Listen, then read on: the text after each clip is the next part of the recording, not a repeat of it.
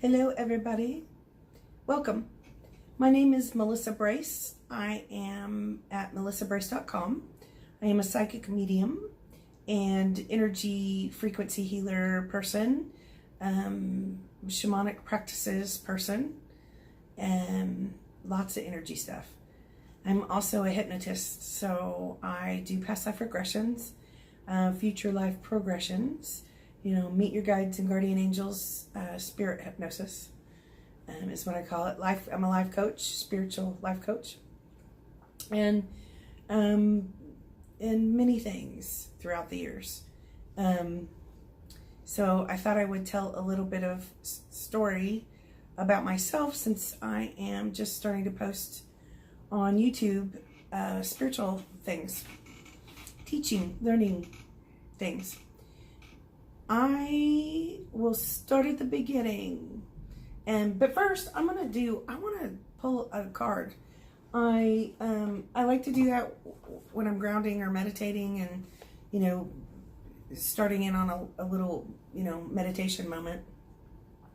And I chose the Power of Love activation cards, James Von Prague.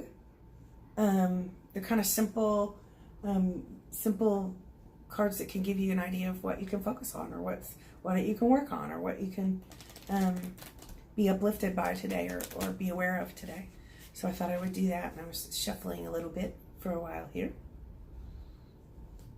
And the card I'm getting today for our introduction video is commitment.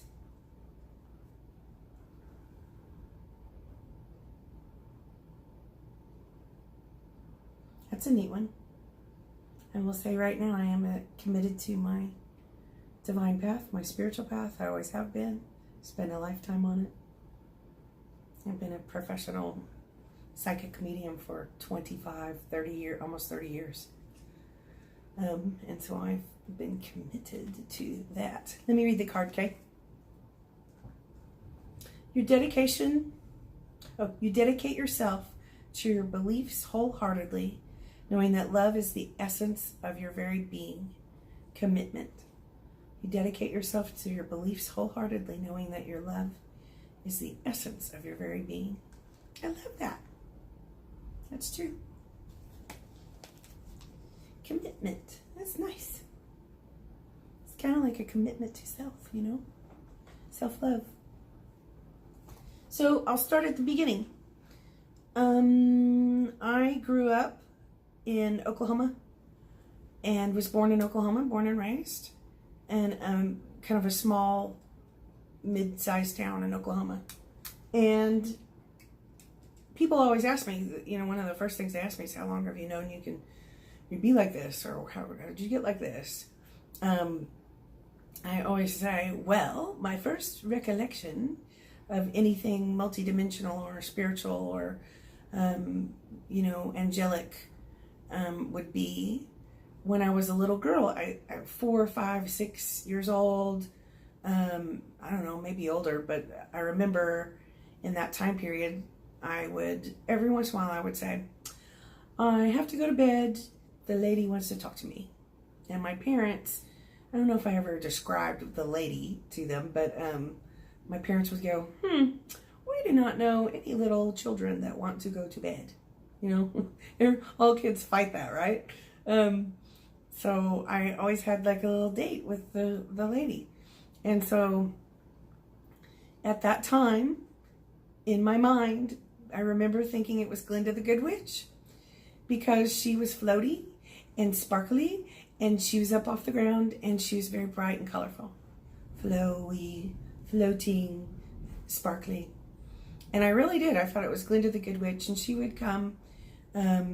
I truly don't know how many months in between time or whatever, but she would come every once in a while and tell me things about God and what's coming ahead in the years and months ahead, and what, some inner purposes I had and things like that. I don't really quite remember all of it, but every single time she would lean over and give me a kiss.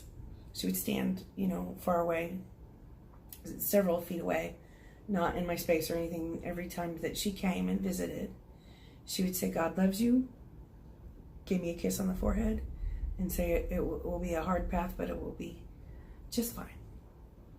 God's with you. And so that was, I will never forget that. She would say that every single time. And so she would describe things to me in a little bit of scientific ways and a little bit of this and that, and about upcoming things and why I was alive, which, you know, as a little kid, that didn't make sense. Still doesn't make sense today. So it's what I'm working on every day of my life. So that's my first recollection of being a seer or a mystic or a clairvoyant. I am very visual, so everything, however, how I work starts with visual, and then I see, hear, and feel. I just know. So I'll jump ahead to the next story of, you know, sort of how did you get this way? Throughout my childhood and growing up, I would have, you know, I was very sensitive and had just weird experiences. I knew things. I saw extra people in the house. I saw shadow people in the house. That wasn't always fun. So the good and the bad. But the first experience of seeing the angel, which turned out to be an angel instead of Glinda the Good Witch, was my very first memory. Talk about being born, you know, awakened and going down the rabbit hole. So, you know, through high school, I also had some interesting experiences and star beings. I would see ships on occasion and new stuff and just interesting perspectives and ways of learning for myself. So that's, you know, really that's what it is when you're a psychic medium. You kind of open up to different perspectives and look at things a little bit differently. That's all that's happening. So it's not like I'm special or think I'm better than anyone else, or lesser than anyone else either. So I'm moving forward in time a little bit, and my next story is like a colossal moment was when I think it was in 9th grade. Could have been 10th grade, 9th grade, I don't know. But I have a very vivid recall of this. I was in the library at school, looking up things for a science, not a science project, but like, you know, paper or something I had to write. And it was about kinesiology. I was just fascinated with energy. And I've always been like this. Fascinated with energy, so I was writing you know, something to hand in to the science teacher about kinesiology. So that's muscle testing, energy testing in our bodies. So that was pretty cool. And I remember I did not see them, but I felt just out of nowhere a grouping of angelic beings, which I now believe are a council of mine. So they would be divine beings, just surrounded me at the table. It was a round table. So I wasn't talking out loud, but they were talking to me. And I'm like, what's going on here? This is freaky. This was way back in the day, in the mid 80s. So sometimes like around 1985 or 6 maybe. And so they said, you came here with a purpose. Would you like to continue? Would you like to do your purpose? So I said, sure. If I knew now, I mean, if I knew then what I know now, I might have ran for the hills. Yeah, and continue doing music, because I'm also very musical, and everything artistic and creative is my gig. So the angels surrounding the table said, you know, told of several things, like you're going to be interesting. And it won't be easy, because people won't like you. Like, you'll be unpopular. And they said you'll be a psychic. Okay, well, I knew what that meant, and I like things like that. There were no books, there were no people on TV. being psychics and things like that. So I was like, okay, it sounded cool, like awesome. And I was already, psychic and knew things and intuitive, and just really looked at things through energy formats in my mind, colors, colorful, frequencies, before I even knew what to call it all. So they said, so, it'll be really hard. Like, you'll have some really tough times, and, the world is shifting a little bit. And so you're very awakened, and it's time. So I started learning things, and some of it was good and some of it was bad. I, started experiencing some more stuff. So I go, cool, that's yay, awesome. And so in 9th grade, I was sort of contacted by we had a council meeting about my journey, my destiny, my path that I came here for. So, and then I'm going to fast forward a little bit to several years later. I believe I was 21 years old. And this is where the medium part comes in. I had always seen extra people. I could recognize who they were sometimes. Certainly my family didn't just, hang out and chat all the time. But there were, people, dead people. I see dead people, like the movie. It wasn't scary to me. I saw different energies. I saw angelic beings. Again, I saw star beings sometimes.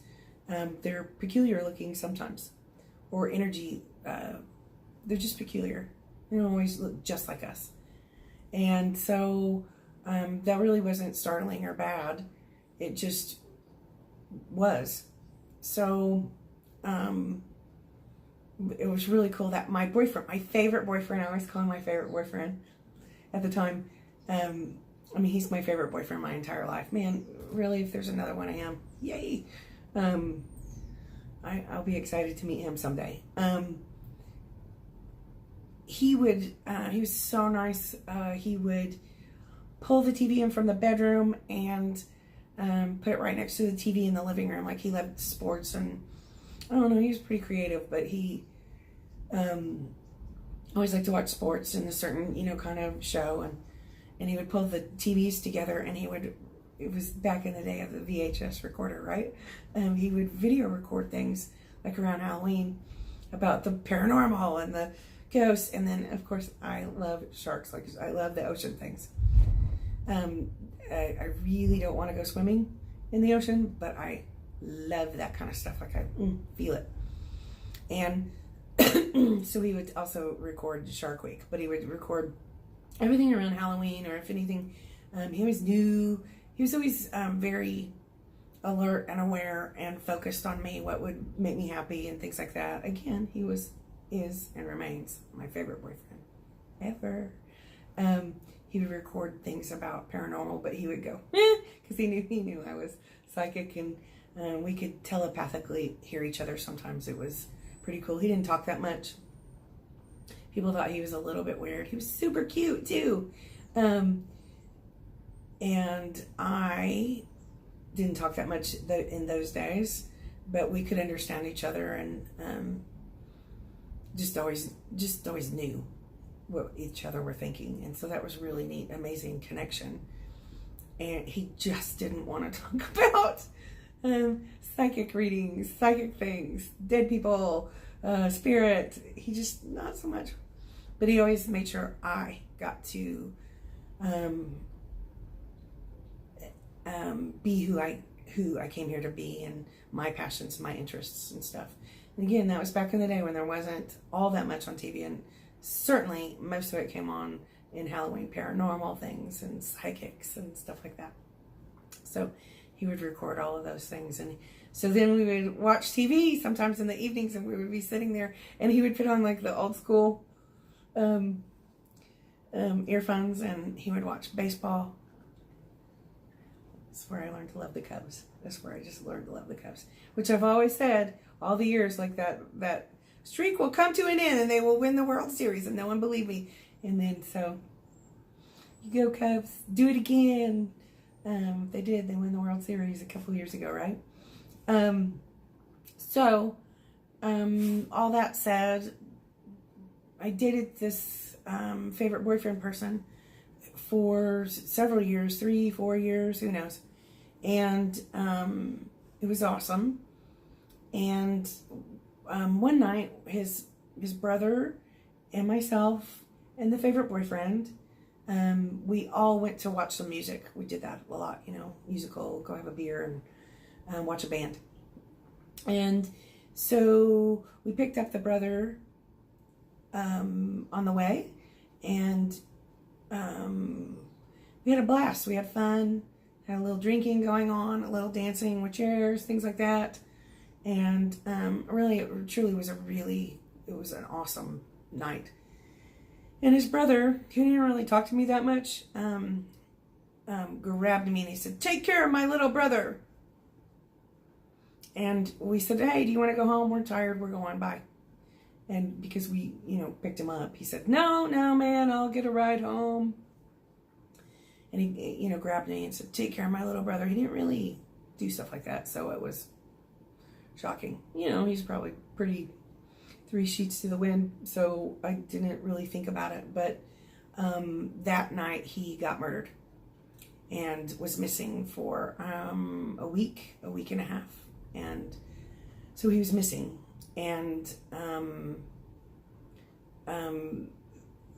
when they found him, he had been strangled, so murdered. And so that was a day that changed my life, and certainly caused pain and grief and suffering, the loss of him. I think that event was the event that led up to my favorite boyfriend and I not being able to be together, because it was so easy, it was so natural, it was so good most of the time, 99% of the time. And so that was sad, and we had broken up, and really I was kind of in a depression, and I moved cities, I changed a little bit, just not sure which direction to go in. I don't know, 21, 22, I don't know, 21, 22 years old is how old I was. I think I might have been 22. So, a few months after the passing, his name is Leon. His name is Leon. He did not care for that, so he said, "Call me Lee." So I always like to say Leon, because that's awesome. Who would not want to be named Leon? But he did not love that all the time. So I would call him Leon, even though he asked continuously to be called Lee. Because, it was funny. So months after his passing, I was kind of depressed and hanging out and trying to decide which direction I wanted to go in life, and it just had not been easy. So I saw him in my room. He was sitting across, like about 10, 12 feet away. And I was like, well, okay. And he said, "Well, we've decided to work together. God sent me. This is, we're on a team. I'm one of your teachers." And I thought, Leon, who is like super known for being drunk and not having driver's licenses and things like that, had a little bit of addiction thing going on, and some rock and roll tattoos. Loved AC/DC also, music. I was thinking, I don't think that he's my teacher. This is in my mind, that was I grew up in the Bible Belt. I went to church, and I love God, which is true today. I love God. I love Jesus. True today. Love Jesus. I was thinking, this guy, something's up. Am I in the Twilight Zone? Because something's up. He goes, "No, really, man. I'm here. I'm your teacher." Smoking cigarettes also. In spirit. And I thought, okay. Well, I was just like, no, very resistant to this. And he would go, "Okay, but I'm here to teach you how to see, hear, and feel in more clarity. Have more clarity and focus on this and understand it. Understand what you're doing." And so I was like, no. So we did. And every, couple of months he would come and teach me the next step. And I will just be eternally grateful for that occurrence, because he's the one that really taught me to understand how to translate or communicate with loved ones, higher levels of energy. Because when you're a medium, what you're doing is translating energy. So it's not like speaking out loud like we do, but it's sometimes they don't even move their mouths. It's energy, and you can hear the tones of their voices and personality and communication in a different way than we communicate, but it's through energy. It's energetically. So, and also they're on different frequencies. So there are two types of mediums. I'm pretty good at both of them, but the two types are doing mediumship from talking to the loved one's higher selves, which is what I do at work. And then the medium that can look in another bandwidth layer of energy for the lower energies, which would be ghosts, paranormal things. Doesn't mean our loved ones can't visit that way as well. It's just sometimes it's people, fragmented people, or what I like to call the creepy leapies, or energies or entities that are running around that we don't see. So hopefully and mostly we will not have to deal with that kind of stuff. But there's a little bit more going on the dimensions and the layers of energy levels, frequencies around us than we know. I talk to the loved ones, and I call it the heavenly realm. And the heavenly realm, which is their higher selves when they are in the higher energies. So whole and safe and yeah, in the heavenly realms. You know, what more to say on that, eh? So Leon, my very favorite boyfriend in my entire lifetime's brother that passed tragically, taught me how to be a medium, even though I had already, knew stuff. And from that point on, I always loved this journey. So I, was interested in many years ago, I don't know, 28, 25 years ago, 23 years ago, I don't know, did Akashic Records classes, and I did Reiki back in, I don't even know, a million years ago. And I did a Silva class also a million years ago. So these are things that can help you either become enlightened, those kinds of things, or help you grow and awaken and expand in knowledge about energetic things, spiritual things, the ethers. So I just was always really good at it and knew stuff and was really good. So over the years, I got jobs, regular jobs and things like that, but I became a massage therapist and I loved it. It was the coolest thing ever. I made no money and was so hungry. That favorite boyfriend, he had to pay for dinner for years. He was so good and gentlemanly. I really appreciate that. And he also taught me how to grow up a little bit too. So I did massage therapy very quickly, like the first week when I started. I started by apprenticeship also in massage therapy. So people would teach you, and then eventually you had, hours and teaching and back and forth doing massages, and then you would, piggyback off of somebody else's license and work at their, facility. So I worked at a cool place that had been around for a long time in Tulsa, Oklahoma. It's called Aquarian Age. So that's where I started, and very quickly I realized I could just see the energy around people. And I also sometimes could see a group of 7 to 9 very tall light beings, so that I would call them angels. And they would just come in on every session, and I would be able to see energetically anything you want to know about people. And certainly that's unacceptable if, like people are looking into your energy and want to look at you and lurk around in there and know secret things. That's unacceptable. That won't happen usually, but it was for the highest good and again, my purpose. So like one of my very first massages, this lady came in and she was real intense. She didn't speak at all. In massage, we mostly want to be quiet and relaxed and peaceful and healing. And I just, in the massage, I was, working on her hands and her arms and all that kind of stuff. I just thought, this lady's going through a divorce. She's been really, abused and is scared and hurt and destroyed and betrayed and all these things. And I thought, okay,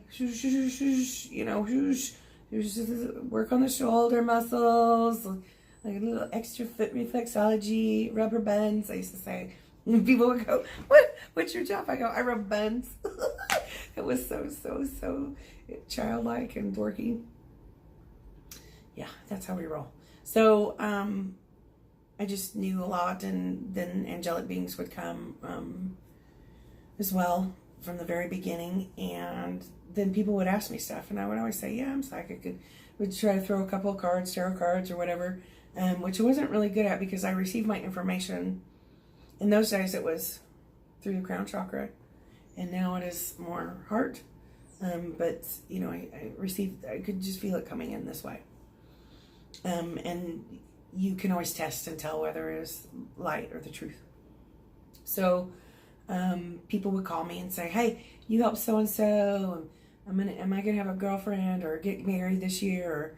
Or, or is everyone okay? And can't you see dead people? Can you help clear my house? I have a ghost in there and I'm not going home, and things like that. So, and then people would keep calling me and saying things like, you help my cousin. Would you have an appointment with me? So, I was resistant at first, some, and I don't know. I think I was almost in a way shy or unsure often about myself, which is, something that's been about myself in my lifetime anyway. One of the things of my self-learning, I have had to go on. So I would go, well, I don't know, and didn't know how to, I don't know, but I would let people come, and eventually I was like, okay, that's it. I'm just, okay, this is what I do.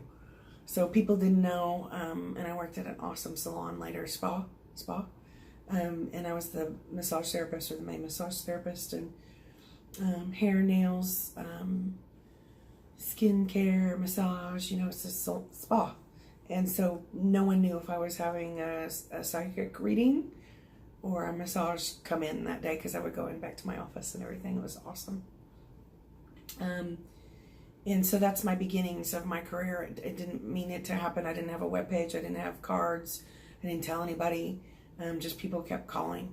And it took me many years to realize, you just kind of, everyone has some psychic abilities, right? I mean, or intuitions.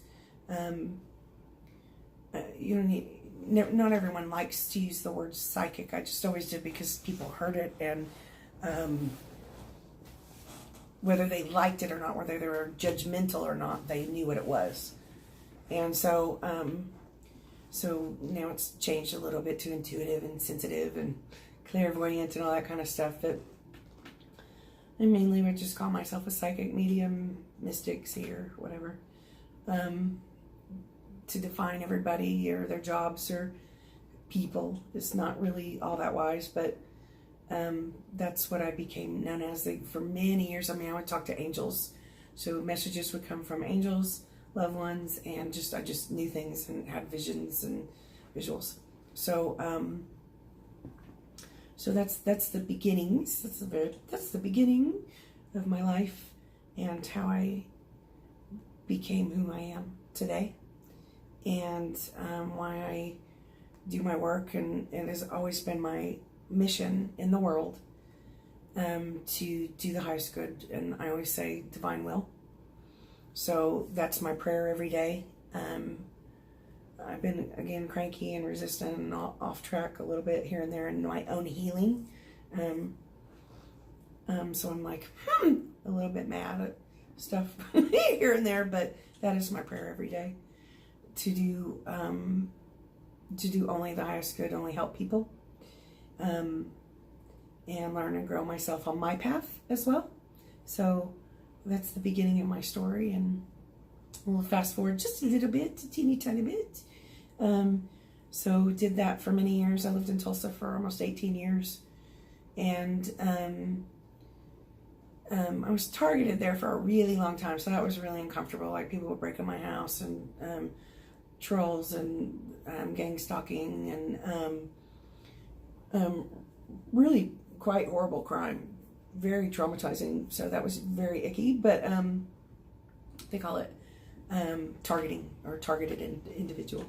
So that propelled me to move. I loved other places. I loved to see things and to experience new things. So I moved to Texas one day. Boom, bye.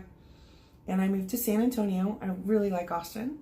My sister lived in Austin for quite a while, and I was so sad when she moved. But I really liked Austin, but for some reason I chose San Antonio. I'd really never been there except once, like the week before, and I'm like, cool, I'm moving. And I did, and that was really awesome. And I experienced a different flavor of community and people. People were much more peaceful there. And big city, it was so great. I met neat people. I traveled then for my work as well, so I would come back into the Oklahomas and different places, and started working in California and traveling a little bit for doing my psychic readings. And I still do that. It's one of my favorite things. Even if it's not fancy, I like to go do a workshop or teaching, or go to a conference and speaking and do psychic readings. It's awesome. And then be able to look at the surroundings and the places around. So and meet just amazing people along the way. So that's how I've got to see part of the world. I have some really good, just exciting offers coming up, so it's going to expand it even more. I'm so excited. Yes. So then from there, I was going to move to California. It was a terribly, ridiculously hard time. My mom passed as I was driving. Well, she didn't die the second I was driving over the border, and had this giant moving truck coming with all my belongings to California. But she was life flighted, and so instead of moving into my new house, I had all set up and paid for, I turned right back around, came to the hospital and stuff. So that was right in the middle of me moving across country. And so after that, it was sort of discombobulated. That was really hard. It was like California wasn't going to work. It wasn't the right space. And so I kind of almost just put my finger on a map and went boom. And I had been to Sedona, Arizona before, and took one of my continuing education classes there, really, for hypnosis. So awesome. Mary Elizabeth Raines, awesome teacher. Hypnosis, hypnotherapist, hypnosis. So in Sedona, Arizona. But I just thought, I just never, it's, sacred energy. It's really energy. I never really wanted to live there. I never really wanted to work there. But I very oddly chose, it was calling me. I chose a little house. I answered an ad and got an apartment, a little house behind, it's someone's guest house behind their house. They were very nice. I want it now. I want it back. In Cottonwood, Arizona, which is down the street from Sedona. Most people that work in Sedona live in Cottonwood, like the service people. So after that, I accidentally got a job at a shop that I loved. It was awesome. And I so enjoyed doing readings and, working in the shop, and crystals and all that kind of stuff is my thing. It's so groovy. That's also one of my favorite things, the crystals. But my mom, I think I was in high school, maybe she was like, here, I got you some crystals. Way back in the day before anyone really knew about stuff like that. I just could not stand to not have crystals. She gave me little pieces of fluorite and a little crystal egg, and I have those somewhere in storage somewhere. And that began my love of the earth, the crystals, the rocks. So I moved to and lived in right outside of Sedona, Arizona, and worked in Sedona, and really loved it and just made it a cool life. And from there on out, I had a few moments and come back and forth from Oklahoma, and just work with people all over the world, being a psychic medium and energy worker and things like that. So that's from the beginning, and in the middle of all those things, lots of classes and studies and work and practices. Again, I've been doing my job and walking my path for over 30 years. So I'm very grateful, and I just wanted to tell a little bit about myself, Melissa Brace, melissabrace.com, as I am starting to post some things on the internet, the YouTube, and doing a little vlog kind of way. So that's the beginning. I'll tell a few stories here and there, I'm sure. I'm a talker, I'm a storyteller, and I will bid you farewell today and say many blessings to you all.